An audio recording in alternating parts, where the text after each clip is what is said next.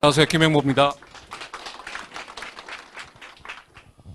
아까 유서구 대표님이 그 명분이라는 얘기를 하셨잖아요.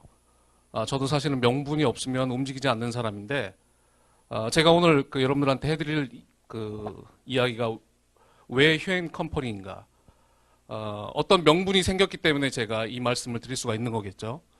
전 현재 그 투자 회사에 다니고 있습니다. 투자라는 거는요, 돈을 쫓아간 일이 아닙니다. 돈은 너무나 빨리 도망가기 때문에 보통 투자라는 일은 돈이 다니는 길목을 지키는 일을 합니다. 그러려면 이 세상의 트렌드에 대해서 상당히 민감해야 됩니다. 그리고 눈앞에 있는 미시적인 것보다는 멀리 바라볼 수 있는 거시적인 관점이 필요합니다. 저는 제가 2001년부터 네트워크를 경험을 했었는데, 현재 어떤 네트워크의 상황을 보면은요, 도입기를 거치고 성장 팽창기를 거쳐서 안정 성숙기를 거치고 지금 거의 이제 쇠퇴기 단계에 들어와 있습니다. 우리나라 네트워크 시장이요, 약 15조에서 18조 정도 됩니다. 근데 중요한 거는 10년 전에도 거의 비슷했습니다. 더 이상 커지지가 않습니다. 우리보다 한 20년 정도 앞선 일본 같은 경우가 아마 작년 기준으로 그 전에도 한 21조까지 그 시장이 형성이 됐다가 한 18조 정도로 계속 작아지는 걸 알고 있습니다.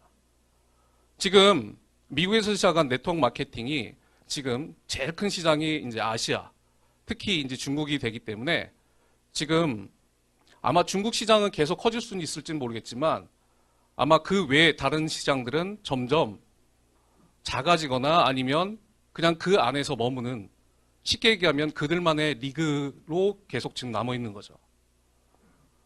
제일 그 18조, 15조가 계속 더 이상 파이가 커지지 않는 가장 큰 이유가 뭐냐면, 여태까지 모든 네트워크 마케팅은 제품을 갖고 얘기하는 판매였습니다. 또 제가 두 번째로 경험했던 그 회사는 서비스 요금이라는 어떤 개념으로 아이템은 바뀌었을 뿐이지 항상 고객을 유치해서 판매하는 것들이었습니다. 여러분들 판매 잘하세요? 저는 판매는 못해도 강매는 잘합니다. 어쨌든 그러한 판매를 해야 되는 그런 아이템, 그게 서비스가 됐든 물류가 됐든, 그런데 더 큰 가장 큰 요인은요, 이쪽 시장이 사이버 시장에 진출을 못했기 때문에 그렇습니다. 미국의 가장 대표적인 온라인 전자상거래 기업 중에 아마존이라는 회사가 있죠.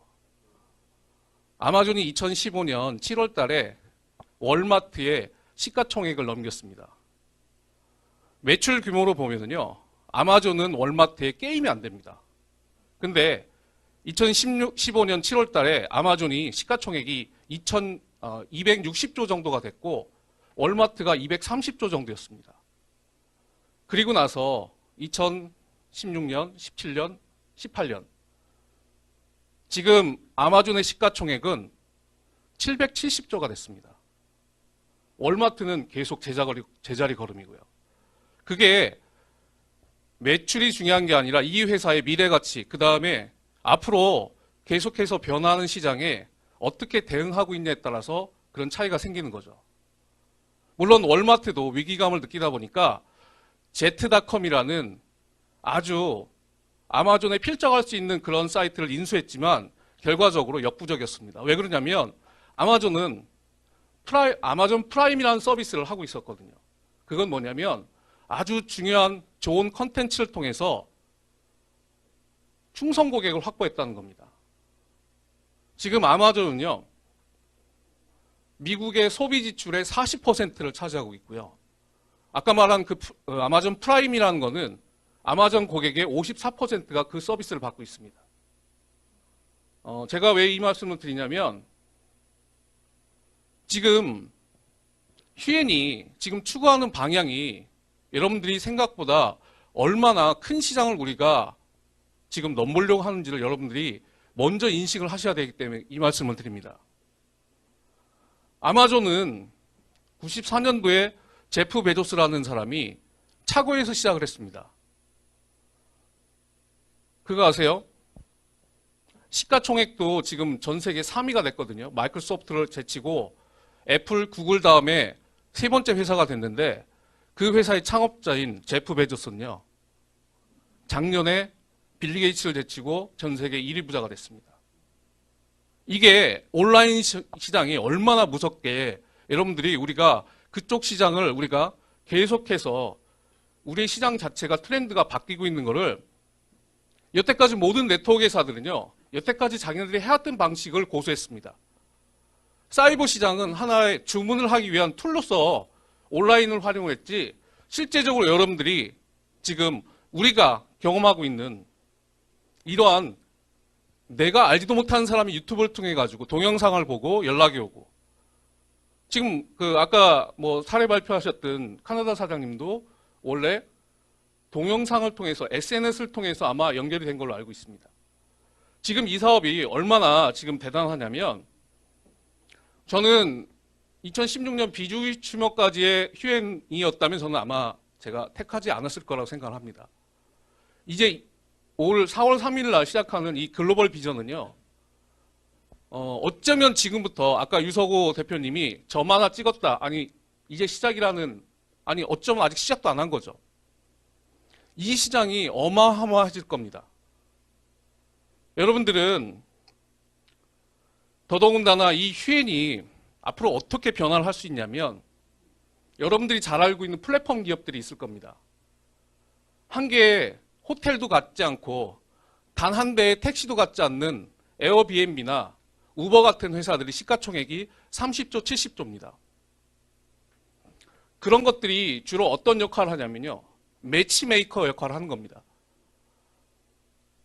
노는 방, 노는 차를 갖고 있는 내가 업무 아닌 다른 그냥 개인으로 쓰는 차들을 이익을 발생시킬 수 있는 그런 일들로 전환을 시켰던 거죠. 미국에 페오니아라는 회사가 있습니다.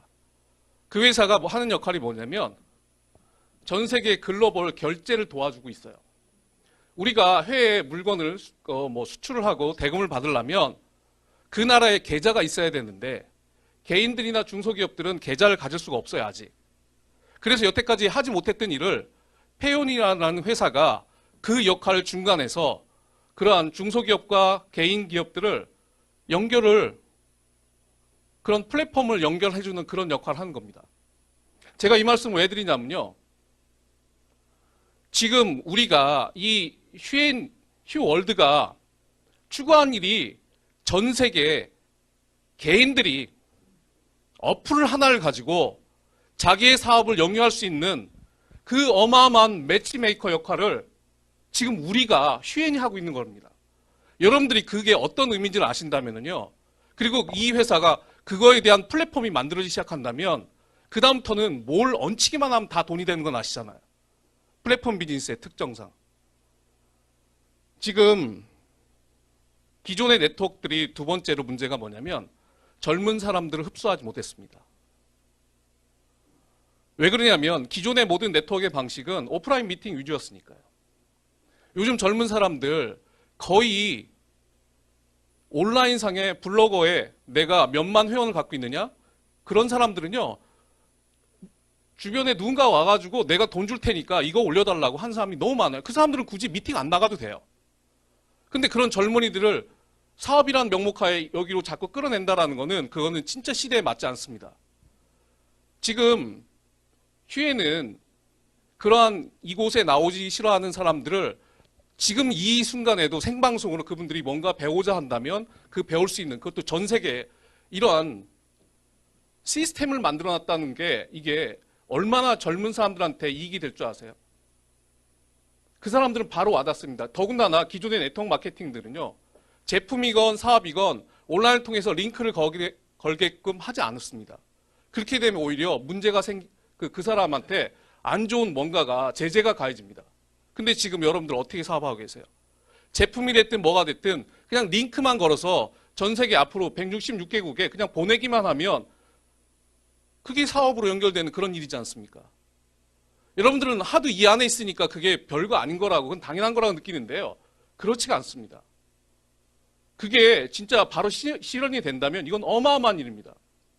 앞으로 점점 우리가 나이는 먹어가고 사람들은 없는데, 그리고 점점 우리 비즈니스가 젊어지기 위해서는 그런 시스템이 진짜 중요하거든요. 저는 제가 이 비즈니스 왜 휴엔이어야 되는지 뭐 이런 부분은 저 스스로가 저한테도 많은 명분이 필요했습니다. 사실은 내가 이걸 해야 되는 그 명분이. 왜 그러냐면 저는 이런 일들을 선택했을 때 그냥 몇 년 해서 치고 빠지는 게 아니라 평생 이것들이 쌓이고 누적이 돼서 우리 아이들한테까지 인세 개념인 자산을 주고 싶은, 저는 항상 그런 바람으로 사업을 보는 관점이었으니까요. 혁신에 성공하는 나라와 기업과 개인은요, 변하는 프레임에 맞춰 나가야 됩니다. 맞춰 나가고 있습니다. 하지만 혁신에 실패하는 대부분의 나라와 기업과 개인들은요, 자기가 만들어 놓은 프레임 속에서 그것들을 보고 맞추려고 합니다. 세상이 보고 싶은 대로 보지 마시고요.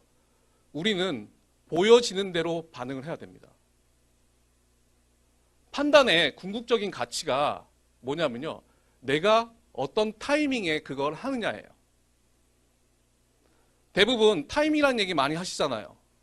저도 어쩌면 제가 이 타이밍에 제가 이걸 알아들었기 때문에 이 자리에 섰다고 저는 생각을 합니다. 되는 비즈니스는요, 내가 막 찾아다니면서 누군가한테 설득하는 일이 아닙니다. 내가 가만히 있는데 누군가가 날 찾아오는 게 되는 비즈니스죠.